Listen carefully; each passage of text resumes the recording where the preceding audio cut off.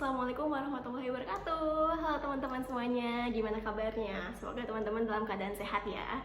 Oke, sebelumnya sorry to say belum bisa nemenin teman-teman belajar usul fikih lagi, ngomongin soal bab nasih mansuh. Tapi harapannya di sesi video ini teman-teman bisa belajar secara real time, walaupun ya kita nggak ketemu secara tatap muka gitu teman-teman.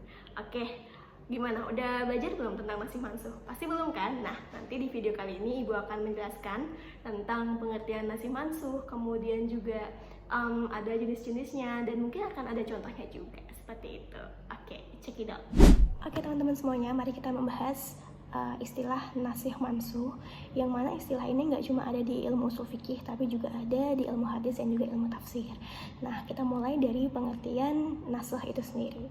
Nasah secara bahasa itu berasal dari kata al-izalah dan juga an-naqluh, yang artinya menghilangkan dan juga memindahkan. Kalau al-izalah itu menghilangkan, sedangkan kalau an-naqluh itu artinya memindahkan. Secara istilah bahasa Arabnya adalah al-khitabu ad-dalu ala rafil hukmi at-tsabiti bil khitabi al-mutaqaddimi ala wajhin laulahu lakana tsabitan ma'atarahihi anhu. Jadi kurang lebih kesimpulannya dari pengertian tadi secara istilah, dalil yang pertama itu akan menghapus dalil yang kedua. Jadi penetapan hukum dalil yang pertama ini bisa jadi tidak berfungsi seperti syariat pada sebelumnya karena adanya sebuah dalil yang baru atau dalil yang kedua. Seperti itu. Nah, kalau ngomongin tentang nasih mansuh ini teman-teman, kita kenal ada yang namanya nasih dan juga mansuh. Nah, nasih itu artinya menghapus, sedangkan kalau mansuh adalah yang dihapus. Jadi sebuah hukum yang pertama ini menjadi tidak berlaku karena adanya dalil yang kedua. Nah, adapun syarat daripada si nasih ini atau yang menghapus dalil pertama ini adalah dia harus berupa dalil syar'i.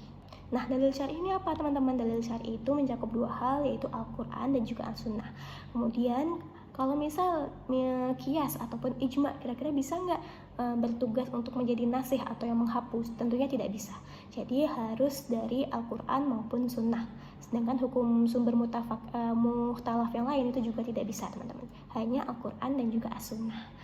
Nah, kemudian syarat yang kedua adalah datangnya itu belakangan. Jadi dalil yang kedua ini datangnya itu belakangan daripada dalil yang pertama, karena kan fungsinya menghapus ya teman-teman. Jadi dalil yang kedua ini fungsinya menghapus dalil yang pertama, sehingga kita perlu tahu adanya sebuah ilmu tarikh atau ilmu sejarah, ilmu asal muasal atau asbabun nuzul dan juga asbabul wurud. Kenapa hadis itu ada, kenapa ayat Al-Quran itu ada, seperti itu.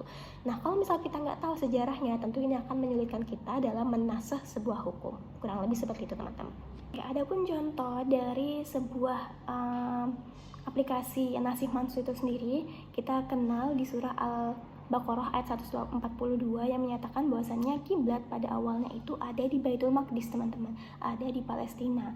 Akan tetapi dengan seiringnya perintah Allah, dengan adanya wahyu Allah yang terbaru atau dalil yang kedua ini, yaitu surah Al-Baqarah ayat 144, hingga menyatakan bahwasannya Ka'bah yang semula di Baitul Maqdis ini dirubah menjadi ke arah kiblat atau yang kita kenal sekarang Ka'bah di Masjidil Haram, seperti itu.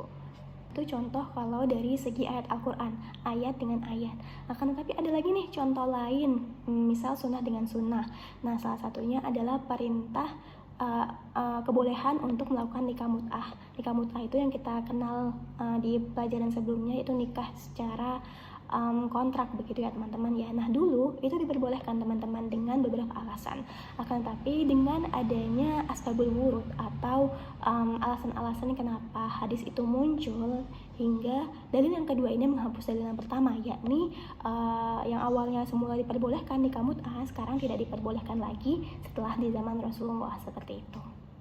Teman-teman gimana? Apakah sudah bisa difahami? Ibu harap teman-teman bisa memahami, dan juga kalau misal ada pertanyaan apapun itu seputar nasih dan mansuh, kita akan bahas lagi maupun di WhatsApp grup dan juga secara langsung begitu ya teman-teman ya. Oke, dari Ibu cukup sekian. Untuk pembahasan selanjutnya nanti akan kita bahas apa aja sih jenis-jenis dari nasih dan juga mansuh itu. Oke, cukup sekian dari Ibu. Wassalamualaikum warahmatullahi wabarakatuh.